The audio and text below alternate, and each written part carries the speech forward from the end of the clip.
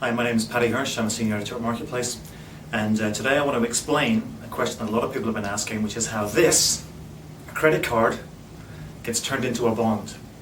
This is what's called securitization.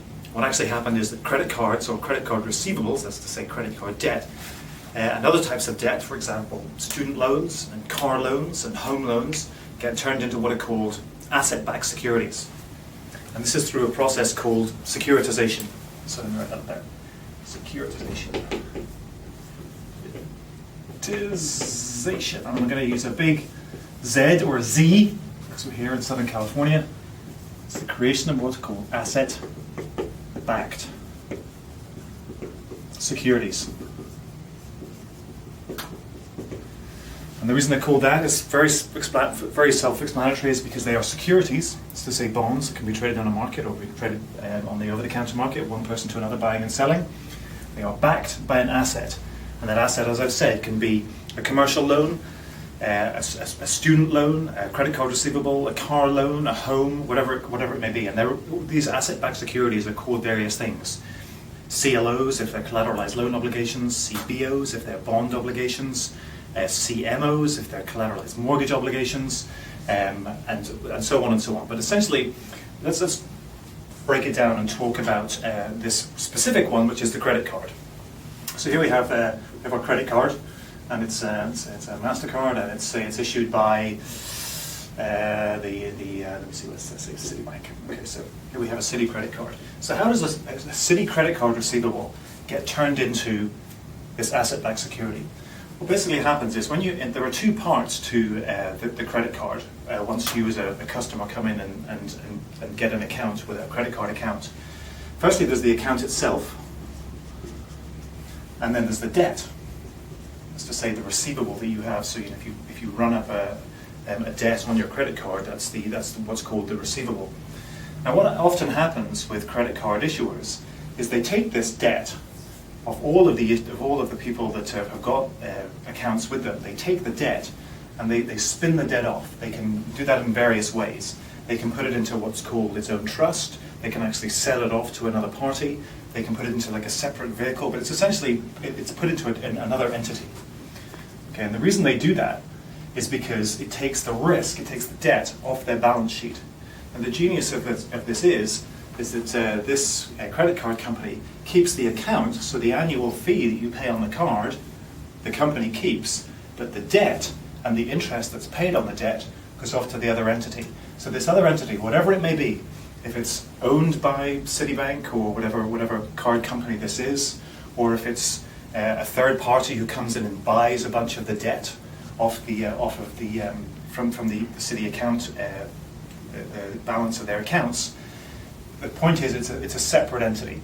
Now, let's say, for the sake of argument, say that this is a third party who's come in. He's a very smart fund manager, and his name's Dave. All right, Dave's a smart guy, and what he's done is he's gone out to a bunch of investors, and he said to them, guys, lend me a bunch of money, or invest a bunch of money in me. Give me a bunch of money, and I'm going to invest and create an asset-backed security. So these guys all give him, say they give him $1 billion altogether. So Dave's got $1 billion in his bag.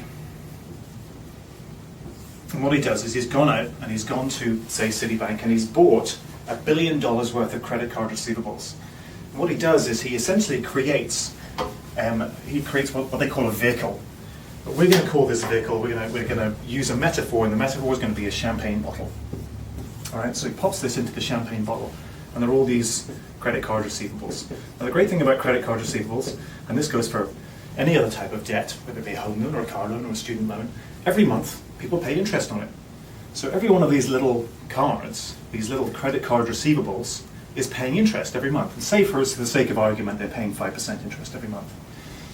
At the end of every month, once they've all paid, the top comes popping off this champagne bottle, and all the interest comes out. All the interest that's been paid comes out. And what it does is it cascades into what they call a capital structure.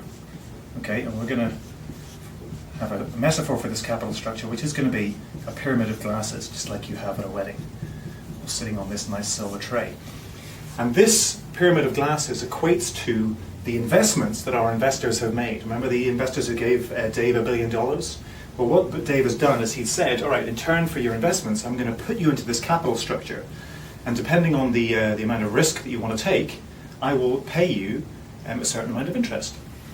So the top ones, because they're going to get filled up first, because obviously we have all of this interest, this money that comes foaming out of the top of the champagne bottle and into the capital structure, the top classes get paid first, therefore least risk. So best rating, AAA.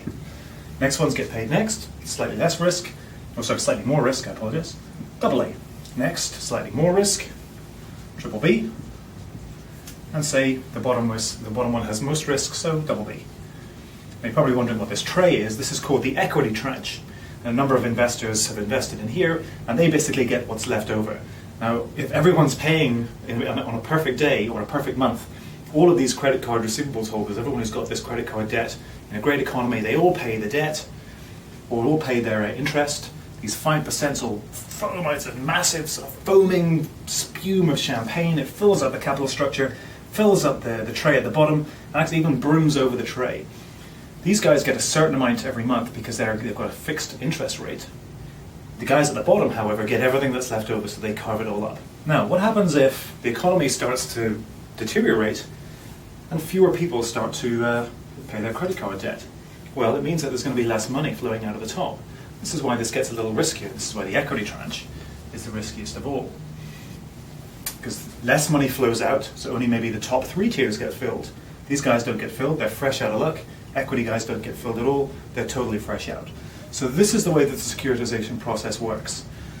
Because even in a very bad economy, you still get a certain number of people paying their credit card receivables or credit card debt every month. It's very, very likely that the top couple of tiers of the capital structure will get paid, which is why they have the least risk and the highest credit rating. So, and that is the way that the securitization works. And that is how your credit card gets turned into a bond and can be traded just like a bond. If people want to be trading asset-backed securities, they can do that in the market just like any other bond. They can do that over the counter.